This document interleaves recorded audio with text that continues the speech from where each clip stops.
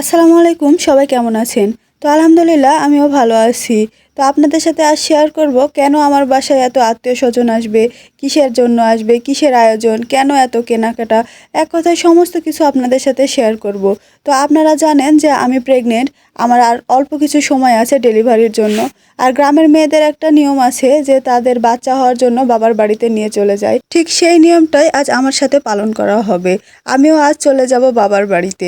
একদম বাচ্চা সহ নিজে সুস্থ হয়ে তারপরে চলে আসবো শ্বশুর বাড়িতে। অনেক একটা লম্বা সময়ের জন্য চলে যাব বাবা মার কাছে। এই জন্যই দুই পরিবার থেকে ঘরোয়াভাবে ছোট্ট একটা আয়োজন করা হচ্ছে। এই তো আমার দাদা আর আমার চাচাতো ভাই শুরুতে চলে আসছে। এটাকে বলে সাইত নিয়ে আসছে, তারা মাছ জল পান এগুলো আর কি নিয়ে আসছে, এটা একটা নিয়ম। আমি সবার জন্য ছোট্ট করে হালকা একটু নাস্তার ব্যবস্থা করছি সবাইকে দেওয়ার জন্য। তো এই যে দেখেন, এই নাস্তাগুলো আমি তাদেরকে এখন খেতে দিয়ে দেব। আর আমার দাদা অনেক বয়স্ক, এজন্য সে একা একা অনেক কাজ করতে পারে না, তবু যে সে আমার বাসায় আসতে পারছে এটাই আমার কাছে অনেক কিছু। আসলে দাদা দাদি নানা নানি এদের ভালোবাসা এক অদ্ভুত ভালোবাসা। তাদের প্রতি এক অন্যরকম টান থাকে, কি যে বলার মতো নয়, এটা ভাষায় প্রকাশ করা যাবে না। তো যাই হোক, সবাই অবশ্যই আমার দাদার জন্য দোয়া করবেন, মহান আল্লাহ পাক তাকে দীর্ঘায়ু করুক।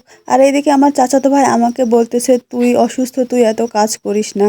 এই তো আমার নানা রান্না শুরু করে দিয়েছে। আমার নানা খুবই ভালো রান্না করতে পারে, মাছ দিয়ে সে আলুর ঘাটি রান্না করছে। তো আপনাদের ভাইও হালকা পাতলা রান্নার কাজ জানে, তো সে নানার হাতে হাত লাগিয়ে সাহায্য করে দিচ্ছে। আজকের আয়োজনে মাছ দিয়ে আলুর ঘাটি উত্তরাঞ্চলের সেরা ঘাটি আর কি, বিখ্যাত।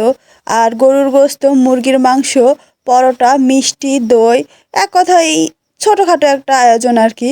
তো আমার নানা আমার মাকে শিখিয়ে দিচ্ছে যে কিভাবে মশলা দিতে হয়, কতটুকু পরিমাণ দিতে হয়। আমার মা মশলা দিচ্ছে, আপনাদের ভাইয়া হাতা ছুন্নি দিয়ে নাড়াচাড়া করতেছে, আর আমার নানা তাদেরকে শিখিয়ে দিচ্ছে। খুব সুন্দর একটা পরিবেশ, খুব সুন্দর লাগছে দেখতে। তো এটা আমি ক্যামেরাবন্দি করে নিয়েছি। গ্রামের এই নিয়মগুলো আমার কাছে ভালোই লাগে, কারণ এই নিয়মগুলো যদি না থাকতো তাহলে আজ মেয়েরা এত লং টাইম বাবার বাড়িতে থাকতে পারতো না। তারা বাবার বাড়িতে যায় সেটা 2-4 দিন, 8 দিন, 5 দিন, এই কারণে। কিন্তু এটা হচ্ছে একটা লম্বা নিয়ম, যার কারণে মেয়েরা অনেকটা সময় বাবা মার সাথে সময় কাটাতে পারে।